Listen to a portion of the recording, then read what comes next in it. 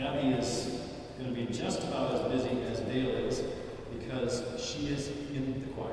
So please join me in welcoming Abby up here for a few minutes for the talk.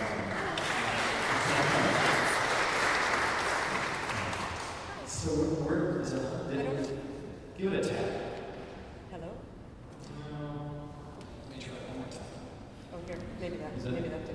That looks good. There we go. So where will you be sitting tonight? Oh, I stand right about here for most of it. But in the first part, I stand way over here. You'll see a presto changing as we go into double choir formation. So what's it been like this week of rehearsals? 5 hours a day? 5 hours a day rehearsals means I'm crying for about 3 hours of that. Why? Why is that? It's just so beautiful. I mean, I shouldn't tell you that now because I don't, you want to be surprised at how beautiful it is, but for a lot of us who sang with Dale in the Dale Wormald Singers, we cried when it was, done, and now to have a chance to sing with him again and have that magic back. There's nobody like him. He has something, something magic. And what is the magic? Dale has an attention to detail, first of all, and a work ethic that is inspiring to all of us in all of our careers. I mean, we've been going back to the dorms at night and just talking like, oh, isn't that rehearsal fantastic?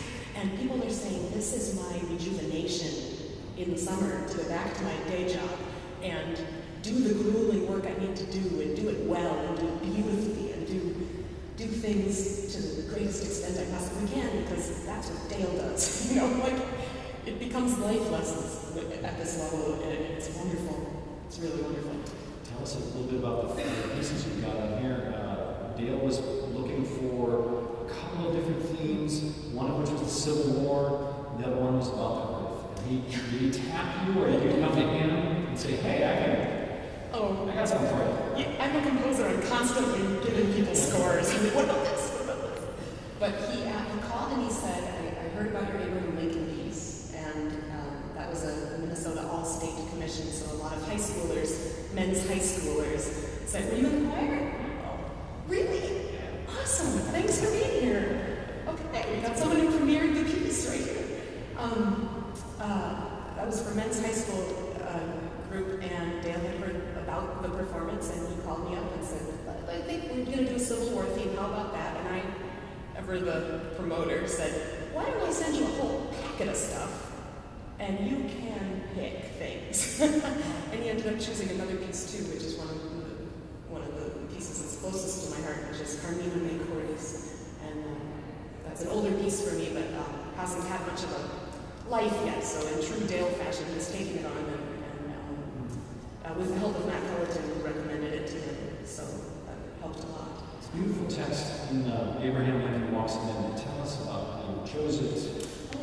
Vachel Lindsay is the poet, and I actually combined two poems from Vachel Lindsay.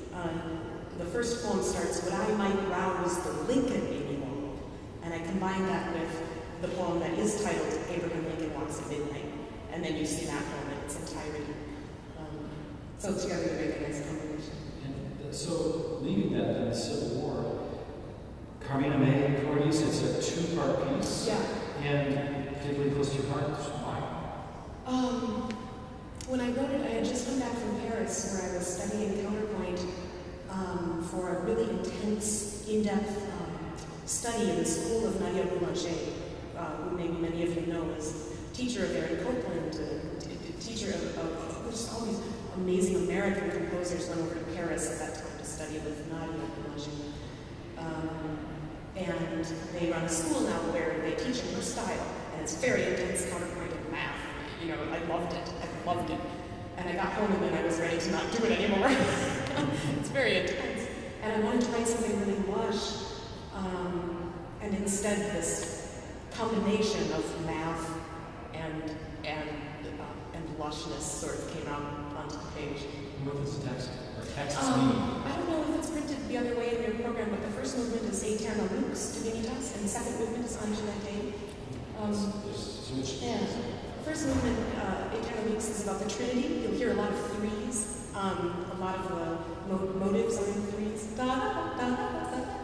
There are a lot of numbers and patterns in it. Every ninth measure is important, 27, and it got into numbers.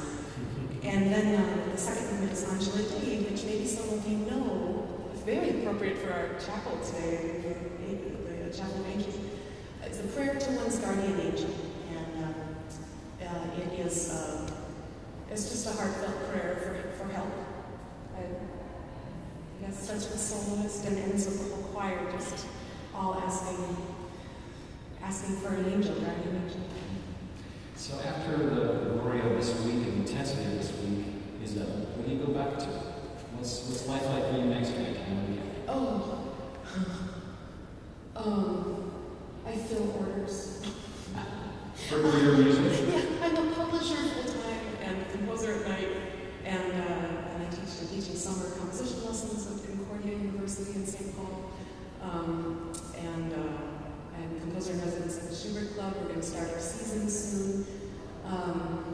I just launched a cooperative of independent music publishers so that we could try to mass market and mutually market our scores in a very small business model. That's taking off. I'm president. It's very busy. I love it.